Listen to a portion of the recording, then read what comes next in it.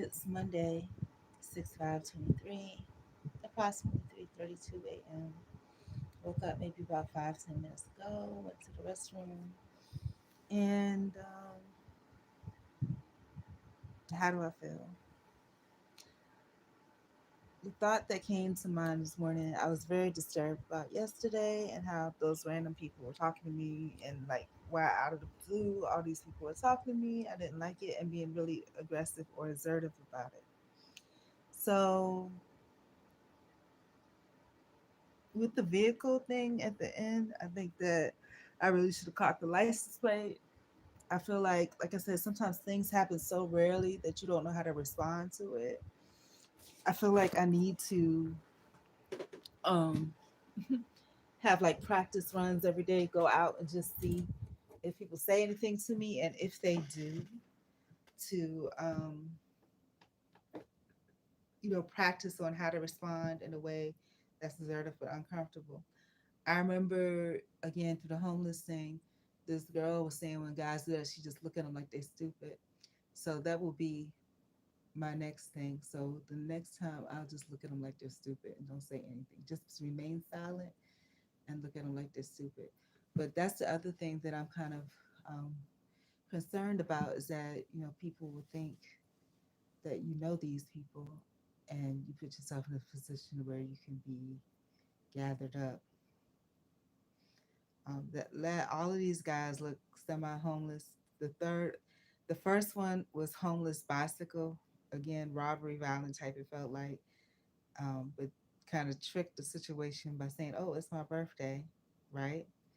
The second guy seemed like robbery, gun violence type.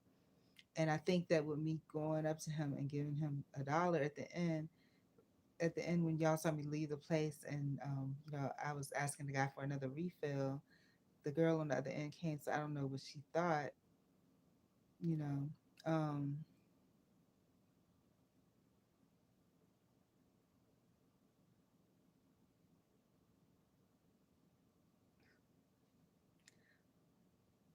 but yeah, so maybe because it could be made to seem like something else. So in the future, I don't know. I go with my instincts, but sometimes my instincts are being too fast towards being nice. But because I saw him counting change, I felt like I had to, because that lady, whoever it was that gave me that purchase, when I walked away, and I think it was just because they saw me counting change. Um, Whoever it was that purchased my soda for me, I wanted to do the same for someone else, because I would really feel.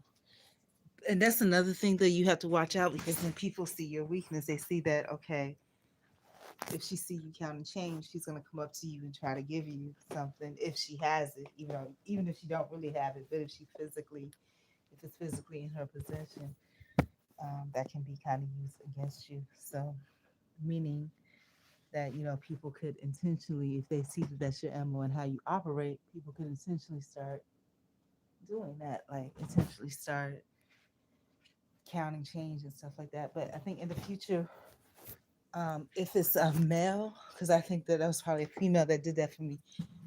Damn, my chair, the leg keeps doing something weird. I fixed the leg, and I've never had this happen before. The leg keeps twisting out of place, making the chair unstable. Um, but yeah, I think my rule for myself is that as far as giving, do not give anything to men at all. Period. Do not give anything to men. Is what the rule is gonna be. Only females. But the thing is that with females, I don't hardly ever see women in public that look like they're in a position of need. You know what I'm saying?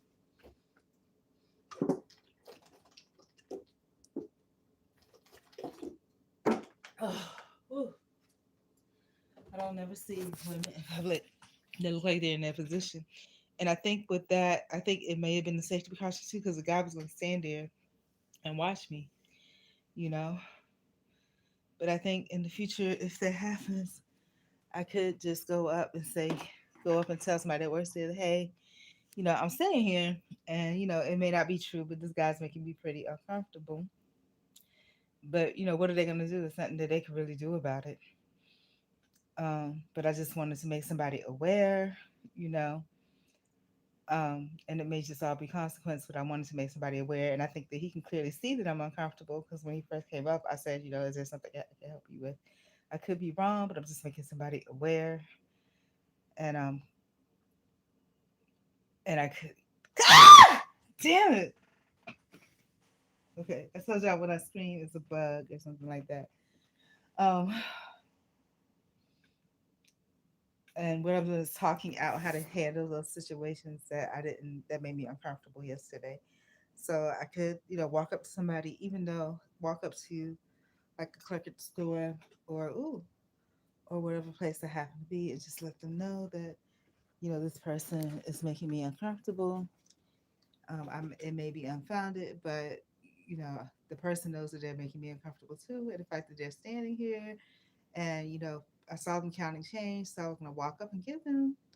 But then, from somebody, and that's the other thing regarding safety too. You don't want to, even if you think you're trying to be nice, or you got to forget about being kind-hearted. You go, don't walk up to somebody because you don't know what the situation may be. Um, but that was weird. So make sure that I don't walk up to anybody. If people walk up to me, or the bicycle thing is the most dangerous because they're more mobile. So he could have came, stopped in front of me, did something crazy, stabbed me, whatever, and kept on rolling. So in that situation, just like a car, if I see somebody coming I need to be aware somebody's coming my direction. Make sure that I go the opposite way.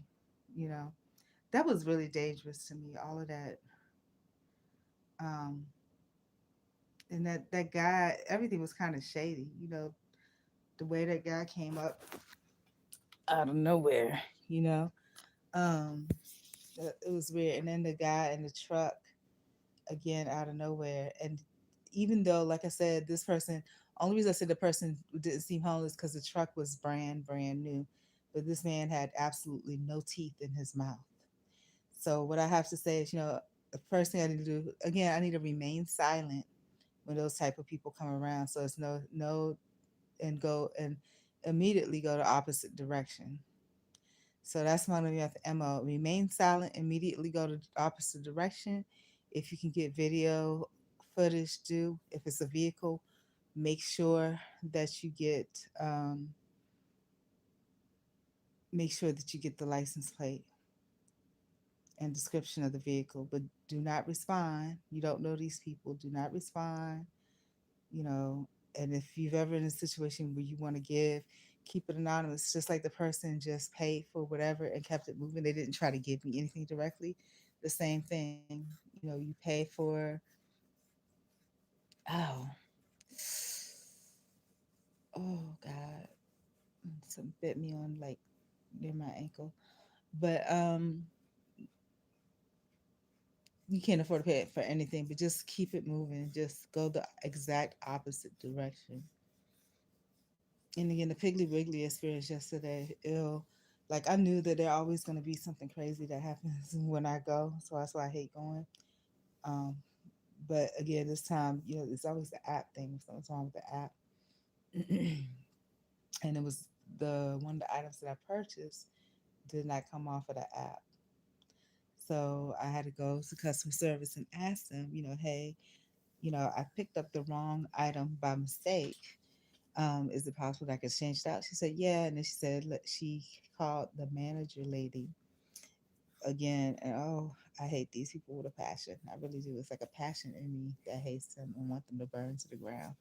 Um, so, I went and repeated it with the same tone of voice, hey, I made a mistake. I picked this up, and it really, inside I'm seething because I hate this lady. And she says, oh, okay. And so she basically returns the wrong item and then gives me the difference in cash and then lets me take the item for free. And and I'm literally like relieved. I'm just like, oh, thank you for making that easy for me. And then she's got some attitude, oh, because it was an easy request, you know.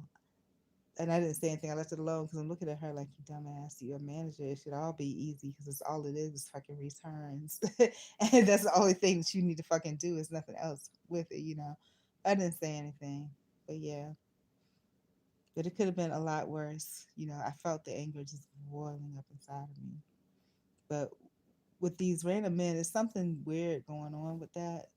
So I feel like I need to go out once a day and walk that same route just to kind of trigger. And I don't know if those things are happening because, you know, I went to the soup kitchen that week and maybe the word is out, or if it's because Valdosta is small and perhaps the people that know the landlord, you know, people talk. And so maybe there's word getting around otherwise and talk is going that way for better or worse, you know?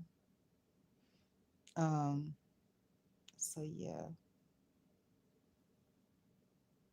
yeah, but I don't like that. But I can't afford to do that because that walk is about an hour, you know, because it takes about 30 minutes to and 30 minutes back. If I'm gonna waste an hour that way, then I need to exercise. But again, I don't want a situation where I'm letting other situations control how I behave. But the employment thing is already controlling how I behave because it's already taken up weeks of my time, you know. And I don't know if it's ever gonna get done. And that's what I'm saying. It's so unfair because, you know, in order for you to address something like that, you need to have a lawyer. Either the lawyer needs to be doing all this, and you can't really. And see, that's the fucked up part. The lawyer would need to be because what I'm doing is a combination of what would be, I guess, what a lawyer would do. A combination of a lawyer and of a mental health professional. So you know what the way the world operates and how the world see that it should go is okay, when you have this type of situation, you're continuing to work, but you pay a lawyer or you hire a lawyer to take care and you just send all your documentation and you have them take care of it and they decide what documentation is important or not, right? Speaking of which, I saw or heard something on Tasha K or one of those where we were talking about, oh, you're a public defender where you wake up in half naked and you lose every single case, half dressed and wrinkled and lose every case. That's how public defenders are. They're insane, and I would never do that. But then the other portion of it is that you know, so you need a lawyer, and then mental health. You can't. Oh, there's not really. You can't have a mental health, you know, break where you're addressing your mental health thing by doing the things that may need to be taking place legally, unless you know somebody else is responsible for your you know mental health. And that's how the society is. But you're supposed to continue and not care for yourself. Really, is what you're doing, or learn to be manipulative, and just keep going through the process. Employment. So the other aspect, because I'm not getting a lawyer or getting a whatever uh, mental health professional. So the other option would be just to go ahead and just go on back to work, and you're working, and you know those things are unaddressed, and it becomes a problem. But I need to address it. I need to know, just like with the legal system, I need to know what's going on. You don't just put it in somebody else's hands and keep it moving, you know. Um, but with this, I can see how you know I'm set up to lose, and I don't want people bothering me out in the street for no reason. So I think I'm gonna go back out again at some point today. Um, but that's the thing though, somebody else is controlling your behavior when that happens, because the fact that you're going back out when you didn't have any intention to, you know that. But then again, it could be dangerous because people could start following you to where you live and stuff like that if they haven't already. I don't know. So I just need to focus on what I'm doing, but know that going forward, if I happen to be out and people say something to me again, I need to start looking like the homeless people when I was in the true homeless situation. You know, they were the ones. Those are lessons that I need to learn from. You know, the guy was saying me versus you. I need to look at everybody as an enemy. That's how because I've been here 4 years. These weird ass people talking to me or making sure that that's weird. You know, um, and that big old snaggletooth man at the end in that red truck. You know what the hell?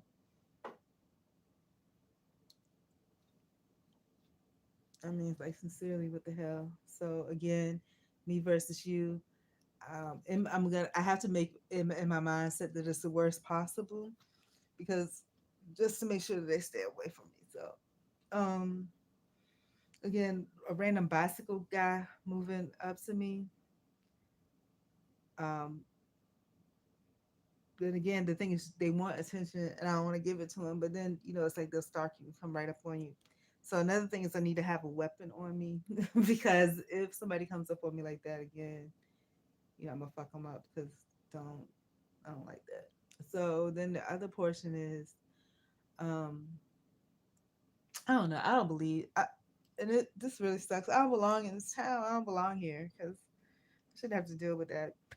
And then, like, the guy that's randomly coming up to me, I think I did the right thing as much as possible, but he really could have done some harm because I had my stuff in my food and I did the right thing by stopping and turning around and giving attention. At the end, I should not have walked up to him and gave him money or whatever. Um, because again, somebody looking from the outside in, and sometimes people are smart. They know how things appear on camera, so they might do things to make things look a certain way on camera. And again, if you don't have voice, a voice, you may never be heard. So in the future, I just, it touched a sore spot, when I heard him count change. But the thing is, he's already purchased whatever he's got to purchase. I don't think he really, um,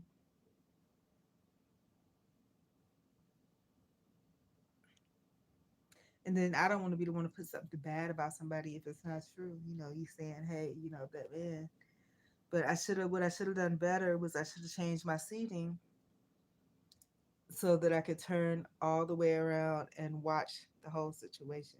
You know, I kind of kept seating where I was, but I should have gathered up my food immediately and, moved to a situation where I could peep everything from beginning to end, right? I should have immediately started recording. Whenever I'm uncomfortable, immediately start recording. Immediately start recording, period. Don't matter what, just immediately start recording.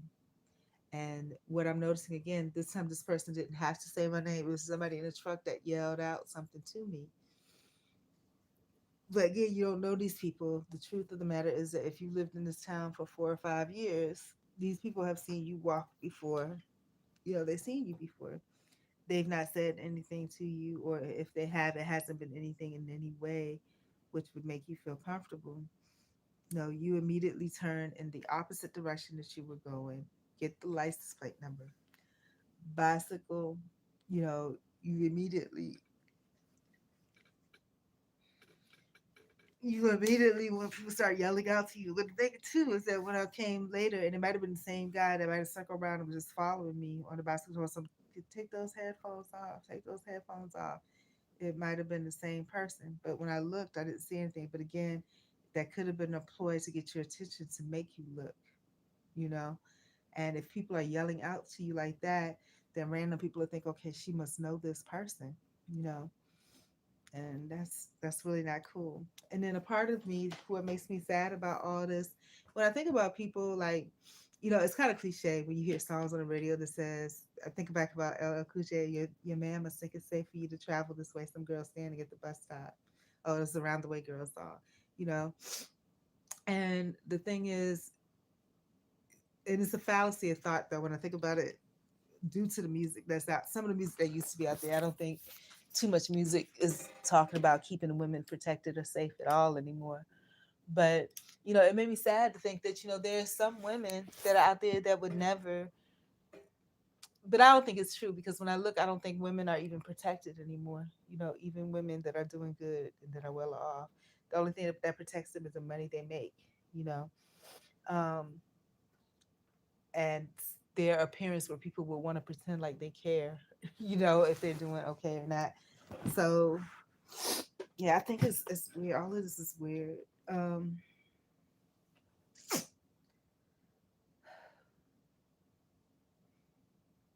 Yeah, but three people coming at me, in a way unnecessarily when you can see I truly don't want to be bothered, something's wrong.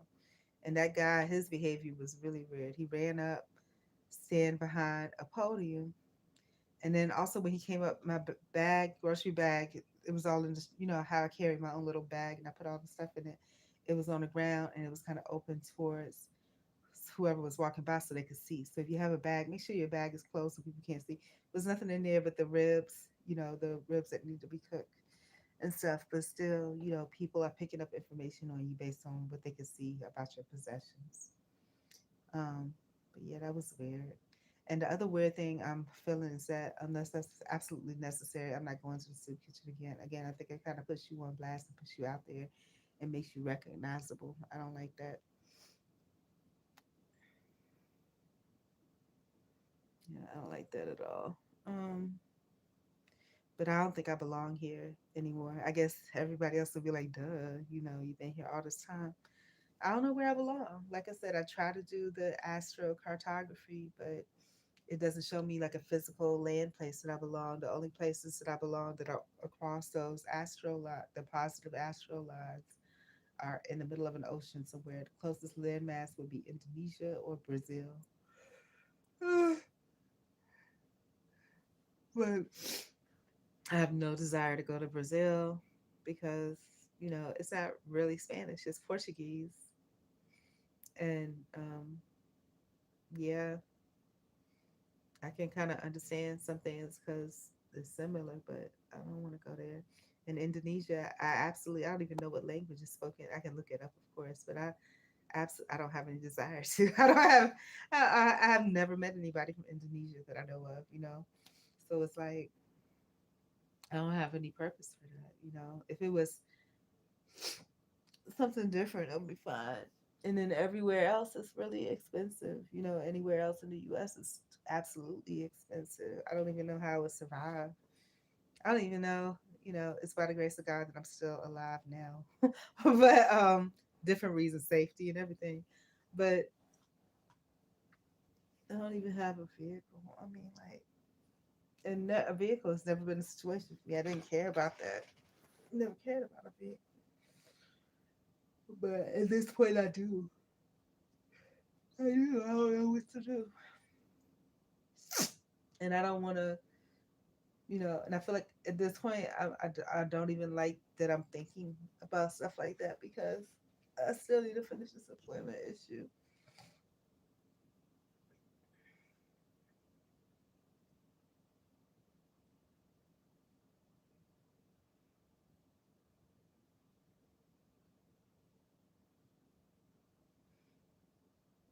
But like I said, if I followed, what time is it now? 3:45 a.m. If I followed my circuit, which, you know, I did put everything on hold for employment when gainfully employed and employment when, hey, I need to address this shit because, you know, for my personal well being.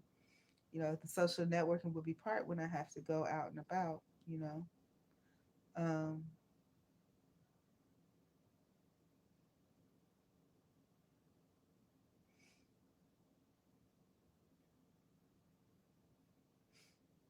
and I need to be very aware of my surroundings. Where did that guy on the bike come from? And he could have been on another block behind me and then went around a long way and came the other way to intercept me, just like the cars usually do. They'll watch me go one way, then they'll intercept me. They'll try to intercept me in another way.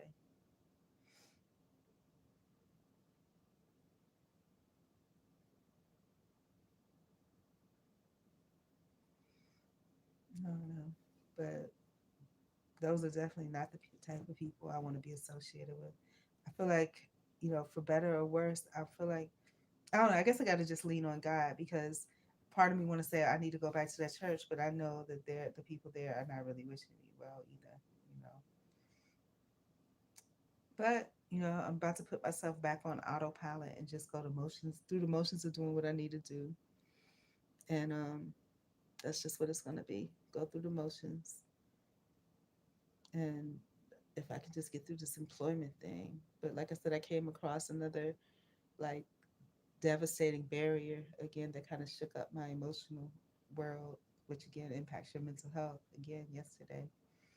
So, and that's kind of where it came to a standstill because then I went and took a shower, took care of my hygiene, and that's when I was like, oh, you know, I could use some real food. So, Can I afford the real food? No, but I thought it would make a positive difference, and it was bad. I should not have went to Checkers, but I think that that's the only part that I kind of regret is going to Checkers. I should never ever go to Checkers ever again. So never go to Checkers again. Note to self: do not go to Checkers ever again. You not shouldn't be going to any fast food anyway, and you can't afford to go to any anyway. So I don't know what the deal was, but it's like I wanted to stop and have a bite before I got back. So, and I don't know why this guy ran across the street like that. Like he ran over to me. And he did actually end up having food, which was weird to me because I didn't see him actually place the order. I didn't even hear him place an order. And I was watching. But whenever I feel uncomfortable, I need to make sure that I turn around directly face the person or thing that's making me uncomfortable and record. Period. All right. No more no more time for that type of thinking, I guess, because I've already spent like, I don't know, 30 minutes. So I'm gonna go ahead and get to it. But it still makes me really uncomfortable. Makes me very uncomfortable. And part of me, like I said, wants to go out there again the same time of day, but this is a weekday versus a weekend. So the result may not be the same. And I need to make sure that I'm taking license plates number and that when I see somebody to give a description. So instead of speaking back to the man, I say, I'm being approached by somebody I don't want to be approached by. It's a man on a bicycle. They approached me from far away, you know. But the thing was, I was in the middle of the blog. I should have turned around immediately, but I wanted to finish my thought. So, but when they come directly up, I immediately, this man is following me, or I'm being approached by a man I do not want to be approached by. He appears to be homeless. He has an odor coming from him. He has a bicycle. The bicycle has this appearance because, and he has this clothing on. He's attempting to distract me or get my attention by um, stating that it's his birthday. I do not know this man and I do not want to interact with him. I don't know this man and I want it to stay that way. So I'm keeping this here. When I get back, I will edit this so that I can. No, I wouldn't be editing it, the truth be told, because I don't have time to edit anything. But yeah, and what I'm doing is just thinking through better ways to handle those situations for my safety and to put people on alert. But again, do not start talking to people. Start loudly giving a description of the person. Start recording, loudly giving a description of a person and how you feel. That's it. Do not engage with that person. Do not interact, regardless of if you see a need. The first one got to me because there was seemed like a need because they were saying, "Oh, it's my birthday today," and you don't know homeless people, all types of people watching vlogs. They could have seen that on the past vlog. I mentioned that I had a sensitivity to birthdays. The second one, the sensitivity was okay. This guy's counting change, so if he's counting change, there's a need. But again, your safety first. Your safety first. Hey, because those people that, did the pay it forward with you, they did it because they were at the cash register or something. You weren't at the cash register. You do not give anything directly to anybody, period. Do not do that. You put yourself in harm's way. So again, when that guy first ran up, I should immediately gathered all my stuff, moved because I was actually going to leave the place altogether, and that's when, he stopped behind the thing, and I didn't know what he was doing, and I was like, "Excuse me, can I help you?" Because it was just pretty obvious he was feigning to do something. He said he was looking at the menu. There is no menu. It's a $5. That's all it is. Um,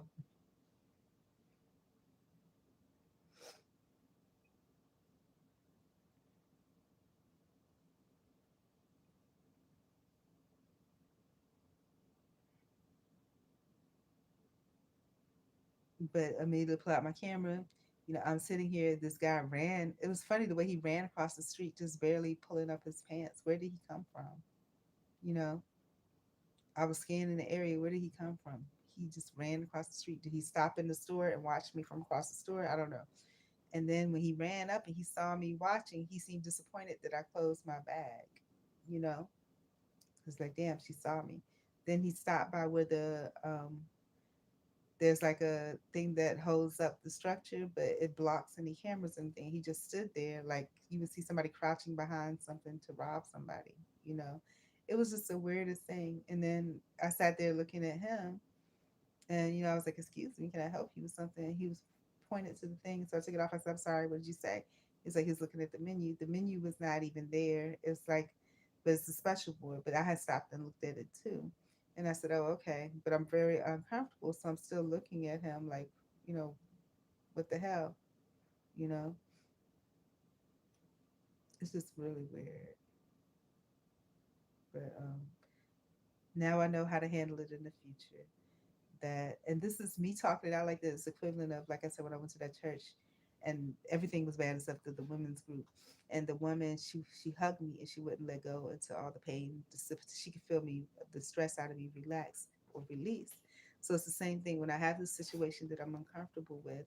I'm going to talk it through until I find a resolution and the stress eliminates. And the resolution is that when these people approach me, immediately start recording. Do not engage with them or talk to them, even if it looks like there's a need. Remember, no, you can't satisfy their need. Don't talk directly to them, but just say out loud, hey, this is the description of the person, the vehicle they're using, and vehicle, if they're on foot, you know, say they're on foot, but give a description of their clothing down to the shoes. If they're on a bicycle, description of the bicycle. If they're on the vehicle, description of the vehicle as much as you can. And again, immediately start recording. Do not talk to them and immediately say out loud how you feel. So not only are you saying how you feel, they can hear how you feel. So it's recorded that they know how you feel and how they respond to that. Always have some type of weapon on you. And see, this is fucked up when I think about the weapon part because, again, I think about that Korean lady that assaulted me. So I need to be prepared too the next time if that ever, it should never happen again. But, and this makes me sad, that I don't want to be put in that situation because it's not going to end well. Because if it's legal, it's just not going to end well. Nobody gets anything out of that. So again, do not talk directly to these people. Immediately start recording, giving description and loudly stating how their presence or what happened and how it makes you feel. So that's what it is.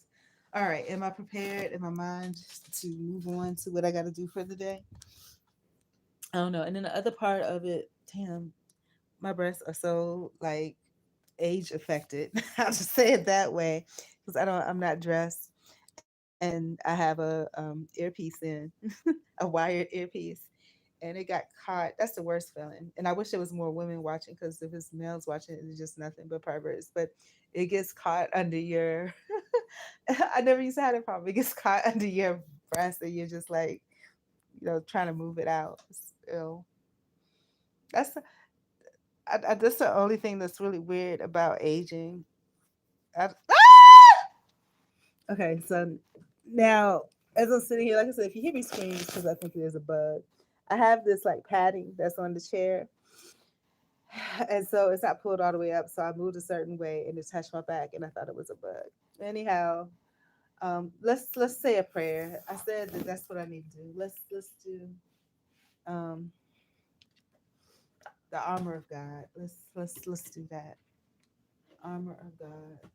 And I don't know because it says the gospel of peace. When I'm out there, I don't have any gospel anymore. I'm just, leave me alone. And my gospel is, hey, this person is bothering me. So I don't. That's what I'm saying. I'm in a turning point. I don't know how I feel anymore about things, But I think I need to visit that church one more again so that again I can see the truth of it. Therefore, put and something bit me actually under my breast that I was talking about, and I don't know what kind of bite that is, but it hurts. Okay. Therefore, put on the full armor, God, so when the day of evil comes, you may be able to stand your ground. And after you have done everything, just stand. Okay. And I'm so tired. I want the King James version. I hate this. Okay. And I feel like I'm wasting time, but everything is a waste of time. Even the employment thing is a fucking waste of time. Finally, my brother, be strong in the Lord and in the power of his might. Put on the whole armor of God that you may be able to stand. You know what this reminds me of when they do those documentaries, these crime documentaries, and they be like, the person was really religious and they were reciting Bible verses. I'm not really religious. And I'm just whatever it is that's positive that I can find that, maybe a remedy for whatever crazy ass situation I'm going through. So it's not just a random fucking rambling of Bible verses. But when I think about that though, that's why I want some of these people, places, or things that are in these like crime documentaries or people that have these crazy ass not and I don't and see that's the thing. The way that they present things make you I'm trying to move this fucking chair makes you name it or talk about it a certain way, but you don't even know because you haven't had a chance to read or look into what they're talking about because they put so much negative stigma around it that you just kind of go with what they say, and even if you don't believe what they say really, you're re-advertising what they say by repeating what they say and never researching it because you're scared to research it because of the stigma, and not maybe actively or um, not really directly portraying fear of it, but not being cognizant that's what it is. But that's what it is. You don't want to address it or read up on it or anything like that because you don't want to be associated because there's so much negativity with it. But the negativity could all be propaganda. Just like when Tasha K did the thing about R. Kelly. I mean, everybody kind of believed it to be true to a certain extent, because why would his brother come? Just all these different things. But then there is a report, and I haven't re-reported it, where she said that she felt like, to where she was paid, by the feds to talk that shit. And I still think she is with the feds because the way that she portrays certain things, and she still gets money to a certain extent for different things. But it's no telling who's with who. But anyways, I'm going to read this verse anyhow. Finally, my brethren, be strong in the Lord and the power of his might. Put on the whole armor of God that ye may be able to stand against the wiles of the devil. Devil meaning just evil or, things that are against your value system. For we wrestle not against flesh and blood, but against principalities, against powers, against the rulers of darkness. And it's so weird how when you think about it, it's three different people and three different spirits in three different ways. One bicycle, and the tactic that they used was you caring about them. That hey, I have a birthday coming up, spirit, right? Second one, on foot. I felt like I was about to be a robbery victim. um, and the person didn't try to appeal to you. They were trying to use a sneak up on you, but you saw what was happening. And that's another reason I wanted to be outside like that. You saw what was happening and they saw that you saw it and that you were on alert, right? Then they try to hide behind a column. And I didn't even see that person. And then, it wasn't they started counting change. So you just like you felt sorry for them again. And then the last person, because they have a big old smile on their face, they're in a huge truck. And the only questions that they have for you are you good? You know, but in the future, just, this big old truck, big old smile, I'm gullible. This person says to me, you're good. I don't know this person and I don't want to engage directly, but I want to take their, get their license plate information, record it and their whatever. So just record everything is how it really goes. It's so funny, and I'm gonna talk about reality and reality shifting because the one reality is the employ. And when I say that, because it's like a whole different world, like the time when I went to the soup kitchen for not the first time as a person going there to eat or consume or take advantage, quote unquote, advantage of the services. It was a difference, it's a shift in reality. It's the reality of me sitting in the house and being like, oh, um, I got to get a better employment situation all around. And then when I stepped foot near the soup kitchen, the energy there was completely different. It was a whole paradigm shift. That reality of, this type of job or whatever didn't exist anymore there. It was just everybody's like trash, including myself, being there and you're just tumbling in the wind, you know? And, not to be offensive, again, I'm putting myself in with the category because that's how the shit felt, right? And then the other reality again of me frantically. And this is what scares me too, me frantically trying to address this employment issue. And it feels like every time I get to a certain point and I get to a point of relaxation, because that's the hard part. The hard part is documenting, like regurgitating everything you documented and put it in order, right? That's the hard part. Because you get towards things that you really haven't come to terms with, that's really awful. And then when you're regurgitating it or refining it, you're realizing that some of these things are worse than you thought it was. You don't want to believe that anything or any entity could be that bad. But as you research it, you see that it's worse than what you thought it was, you know? Um, yeah, it's pretty horrible. And then you get to the point where you think, okay, well, I've gotten everything documented. But now that you got everything documented and you're going back through it with a fine tooth comb to put it together and verbalize it, then you realize, hey, I didn't see, this the first time because I just took the basic information on it. But hey, this is worse than I thought it was. So there's more, the initial documentation process that those needs to go with that. And it's disheartening, you know? How do I feel about how I responded to that yesterday? It definitely had an impact on me, you know. Um, but me taking a shower, which should be a good thing, me taking a shower, which should be a good thing, it took me way off course because now I've taken a shower and now I'm taking this walk. It affected me, and in a way, it's you know all those things seem like quote unquote logical things to do. It's okay to take a shower. You know what I'm saying? It's okay to want to have something different to eat, but you can't afford the time for those things to happen. The shower, that was okay. But it's like I wanted to get away with it, away from it.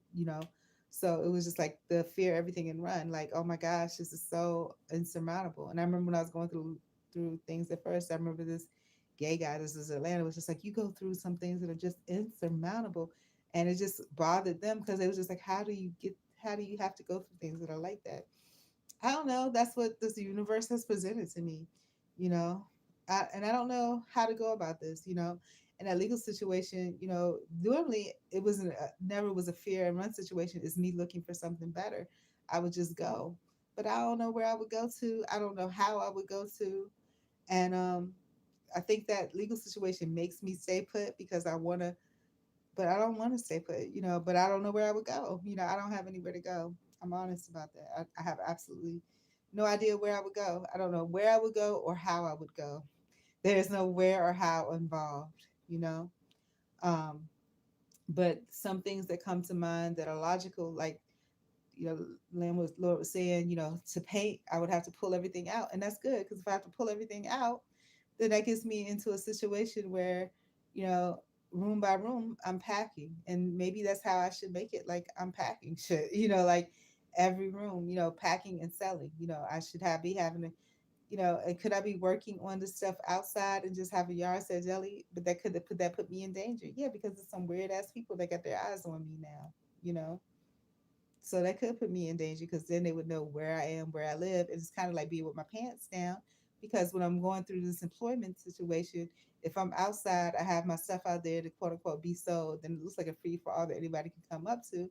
And my thing was that I could do little by little, like 10 items at a time, posted on my website.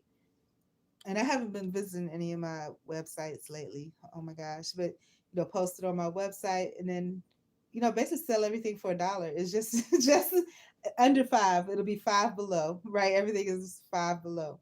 But not really because are there tools and stuff that I want to sell? I don't know, maybe it'll be 10 below. I don't know, but I'll just take a whole bunch of shit out, like whatever. But for stuff like cl- clothes and linen, I definitely want to wash everything first. But it's hard because with the pillows and stuff like that. But I could just put them all in a bag, and if somebody else sees them and they want them, they could take them and go take them somewhere and wash them.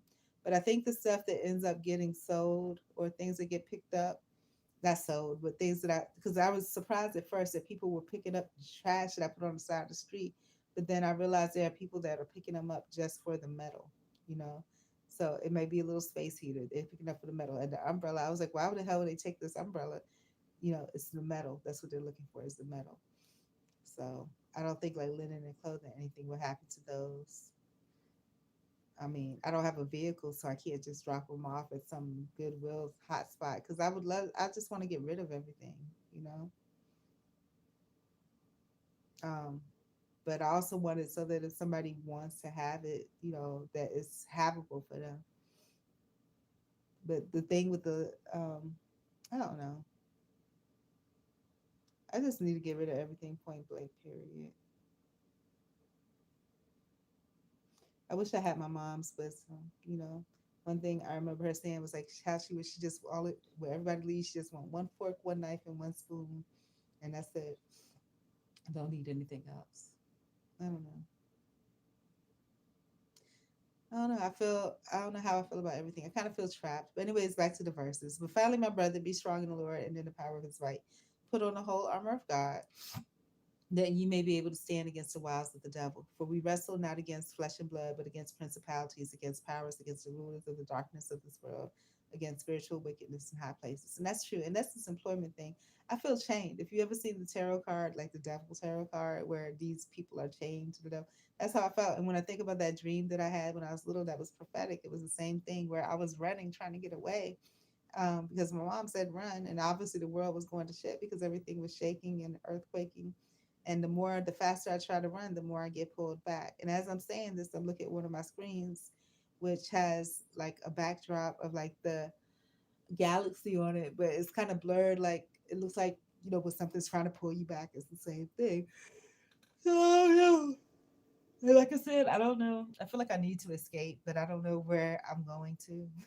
Do I know where I'm going to? I don't know where I would go. I have absolutely no idea. I don't have anywhere to escape to. And if it's something that I'm trying to heal from the past, let's say if I try to go back and get a master's degree or something, it's going to take time, you know. Um, it's going to take time and it's going to take money. You know, I still have unpaid loans. I don't know, school loans.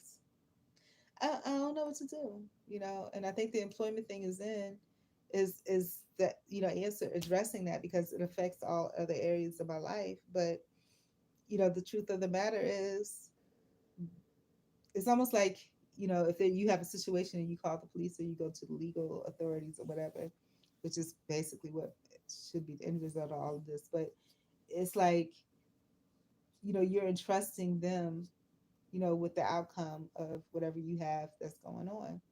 And so with me putting so much credence into this employment thing, but I feel like I was done a really big injustice and it's going to happen every time. And I'm so tired of it happening. You just don't understand. I'm tired of this happening this way. You know, you can turn the other cheek and look away for so long, but you know, what defense do you have? And one is, you know, putting it out in public. But it's a cost and it's expensive. Like I said, I've wasted 2 weeks, you know, even more than that, really. Damn. I've wasted over a month. I've wasted 2 months, actually. This is going on 2 months of this bullshit. You know, I've wasted 2 months. And, you know, I don't know if the compensation that you get is worth it.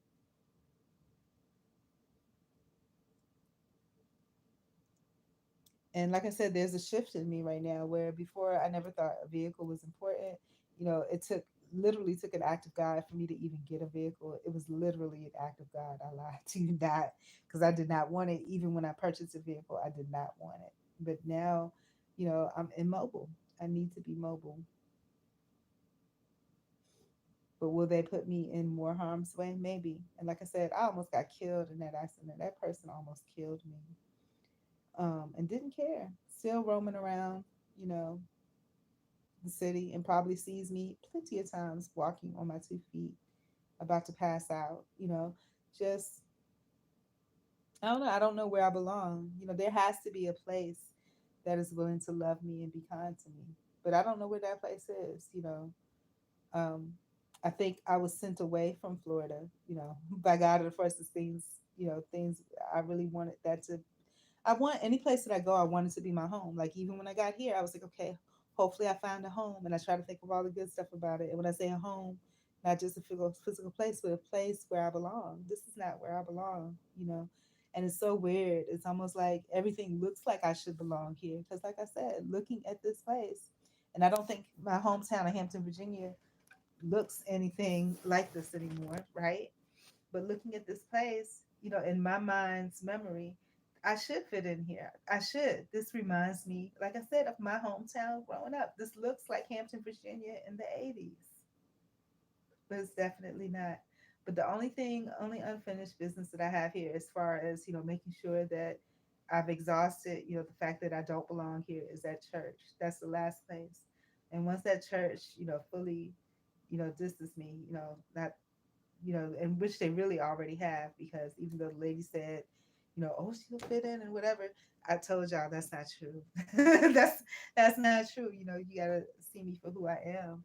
And and maybe she has the wisdom, the worldly wisdom, that it's not really about who you are, but it's how people market you to be. And she was trying to market me that way. And I've had employees try to market me like that before, because they saw the weird stuff that was happening at work, and they try to say all this stuff about me to hype me up to be all that, you know.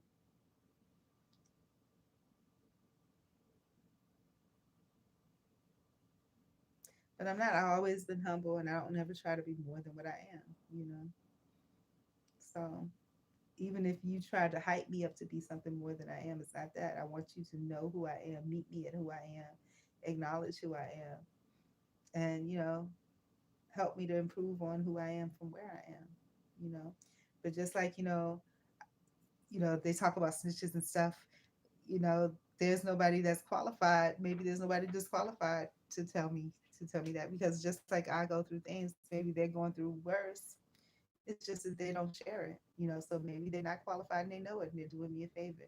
Just like I say, if I see somebody happen, who am I? Who is qualified for me to? There's nobody, no entity or person qualified for me to sit you to. The legal system is just as bad or as worse. So I don't know what to do. Like, I know I need to get this taken care of.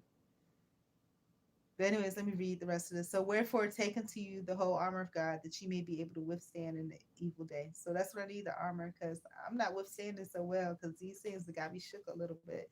And having done all to stand. Stand therefore, having your loins girt about with truth. How I've been doing with truth. And this is what I started to record yesterday. But like I said, when I record outside, it cuts off things. So I don't know what's heard and how it's coming off. And I know the message is not clear. But let me tell you, so yesterday I was lamenting after that bicycle guy came and kind of accosted me, because that's the same violence. Even though he didn't put his hands on me, that's the same way that Korean lady came to me. So it's all traumatizing to me. But um so my question is, do I have my learns? Got to How was I with truthfulness? Okay, and this is where the turning point comes, because when I thought about it, I was like, how do I get people like that to leave me alone? And then I said, with the bicycle, I could have acted crazy. I could have just started saying random stuff like, "Oh, the pencil is blue," and something. I mean, just random shit to make him think, "Oh my gosh, she's crazy. Let me leave her alone." Right? But then the thing about it, and I thought about it, that probably would have been pretty effective.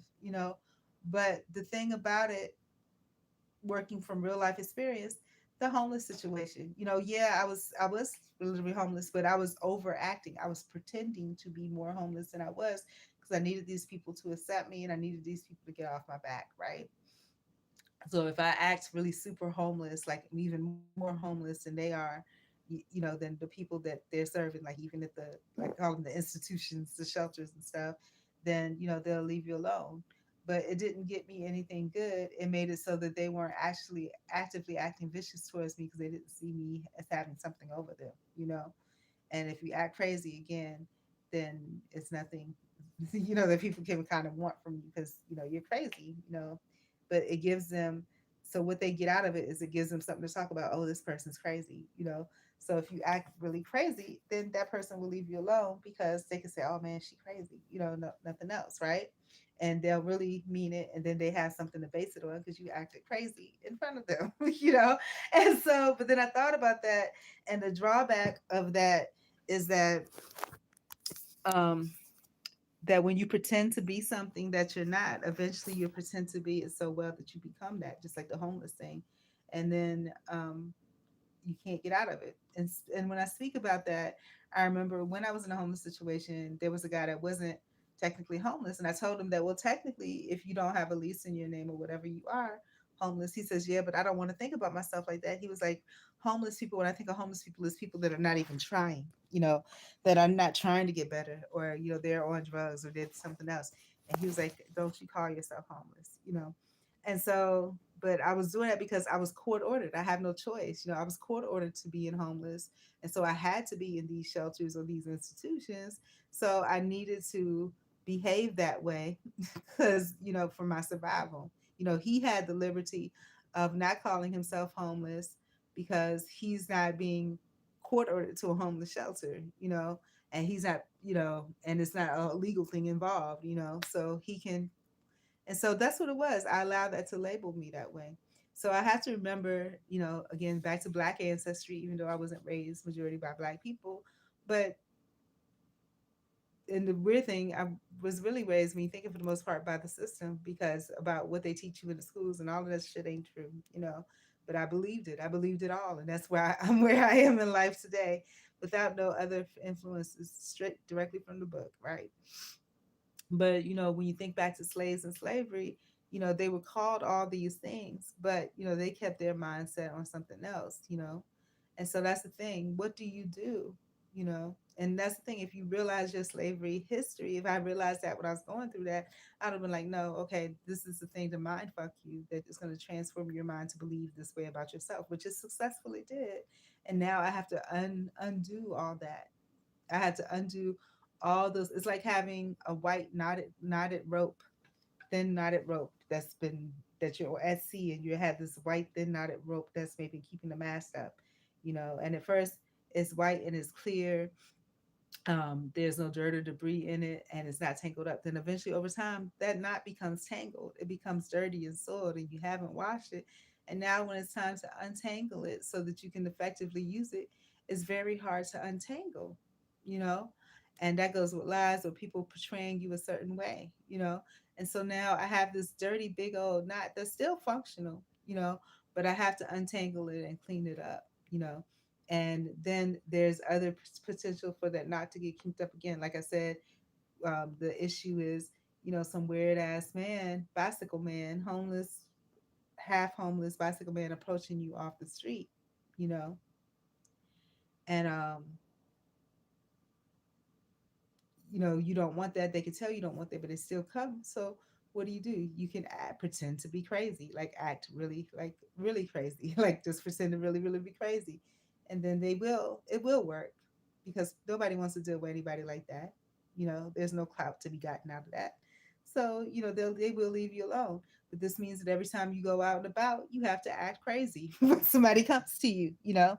And that's not really what you are. But again, if you pretend to be something so much, eventually you'll be that. And again, that's equivalent to a homeless situation. You pretend, and then sometimes you're pretending to be not because that's what you want to be, but because that's what the system says you have to be, or they put you in a situation knowingly that you will have to behave this way in order to make it. You know what I'm saying? Through whatever it is they mandate that you have to be. And right now, when I look at where I am, this is a prison of sorts. And I think we all are in a prison of sorts in a way because we're connected to wherever we live at, where we have our home at. And sometimes we don't want to feel like we failed. I don't want to feel like I failed in Valdosta, but it's just not my place. I want it to be my place. You know, I want these people to truly love me and care about, but these people do not give fuck. They do not give fuck about me. And then you have weird, and like I said, somebody, it's not like homeless people or child molesters or rapists or murderers um don't have access to my vlogs. Some just like some, and that's the misconception that a lot of people have. Like what I was posting, and I had, it was I post everything. Like I said, shower videos. You have people come on here and say the wrong thing about it, but there was probably homeless people in a public library looking up your stuff, and people seeing it in the background, which I didn't care because there was nothing to me. There's nothing bad about that, and there wasn't. But people wanted to classify it a certain way. I remember before I went to the homeless thing and whatever, I remember being in Atlanta And just walking down the street and some guy would say to me, they thought I was a dancer. I wasn't a dancer, and I was offended that you would think that I was a dancer. But now, and then it came to a certain point in my life that if somebody had thought or mistaken me for a dancer, that would be a compliment because that would mean I'm actually halfway attractive to a certain point. But no, comes to a point where there's no mistaking that you definitely are not a dancer. But what is it that people think that you are? But I don't know. Like something has got to change. I'm almost 50, you know, and I'm the kind of person I really want to see through things through. Like this one employment situation, if I could see it through and fight at least this one time fight, at least get my story out there this one time because this is a carbon cookie cutter experience that I have each and every time. Whether it's a day, a couple of hours, a year, this is the same experience. And I need it to be seen. I need the truth to be out there. I need it. I desperately need it. I need the truth to be out there desperately. Like I'm desperate for the truth to be out there.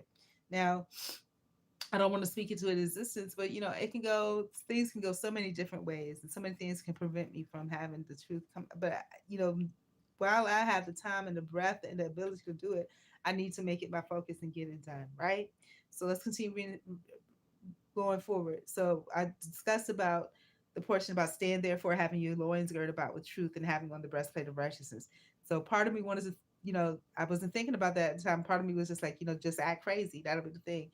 But the consequence of that, like I said, is if you pretend to be something for so long, eventually you'll be that.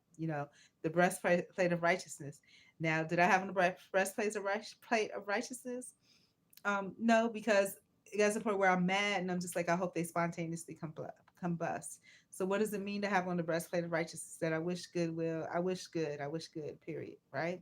Your feet shod with the preparation of the gospel of peace. So making sure that whatever comes out of your mouth is for peace. Now, is me reporting the fact and see, and this all goes against what really is needed for me today. I don't know, but that's why I'm talking it through. Does it make sense for me? The preparation gospel of peace of me stopping and expressing my fear and making it known that this is going on. Is that the gospel of peace? No, it's not. Okay. So above all, taking the shield of faith, wherewith you shall quench the fiery darts of the wicked. So now the faith I could do, because to me that sounds like it's belief in yourself. And so you're holding that spirit of belief and take the helmet of salvation. So I guess letting not your spirit be, corrupted with wickedness, and the sword of the spirit, which is the word of God. So this is the word of God. So I don't know how do I feel about all this. Praying with all, like I said at one time, just 100,000%, praying with all power, prayer and supplication in the spirit, and watching thereunto with all perseverance and supplication for all saints. I don't know how I feel about that because as I'm even reading it, my spirit turns different ways throughout it. And then another part of me wants to read the Lord's Prayer, but the Lord's Prayer in I gotta go to the bathroom. Oh my gosh, the Lord's Prayer, the original portion from Aramaic. So let me pull that up real quick and see. I'm taking a lot of time with this because your soul and your mind, mental and spiritual health. Because I have to decide how I'm gonna move. Because like I said, I'm in a process of my life right now where I'm changing. You know, and I'm not going to let go or stop until I feel some type of healing or some type of direction take place here because I'm changing. Um,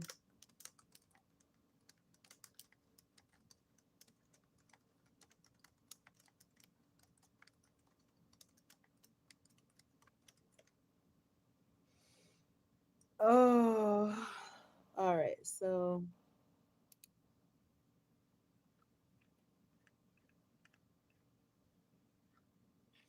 no, that's not it.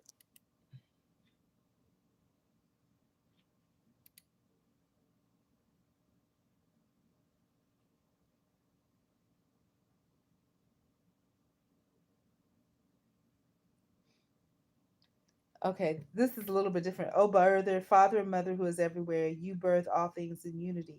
Your one light, breath, and vibration within all you've given life. This is not really. This is not the one that I like. There's, I guess, a few different because it's still a translation. So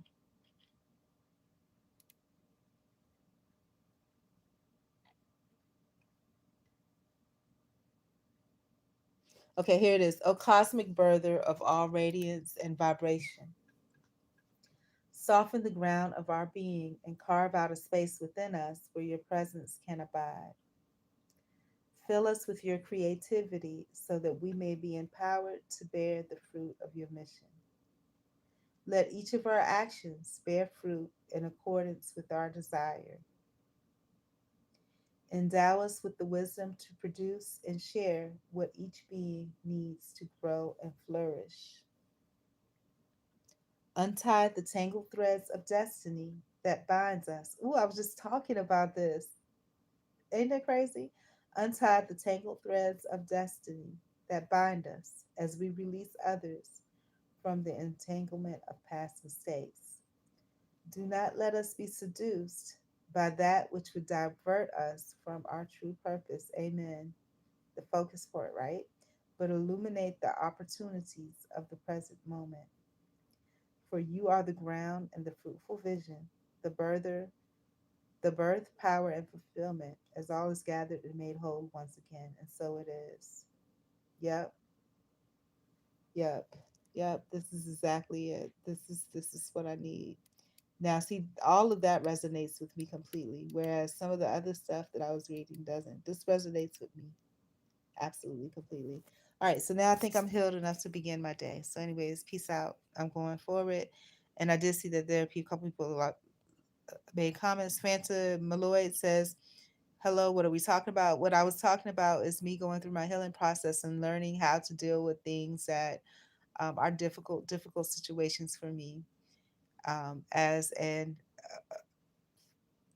I guess at the moment, an indigent, an indigent Afro Asian middle aged woman, you know, just my life pretty much. And then somebody gave me some hearts, and that was it. Okay, I love you. I'm out. I think I'm healed enough to move to the next step.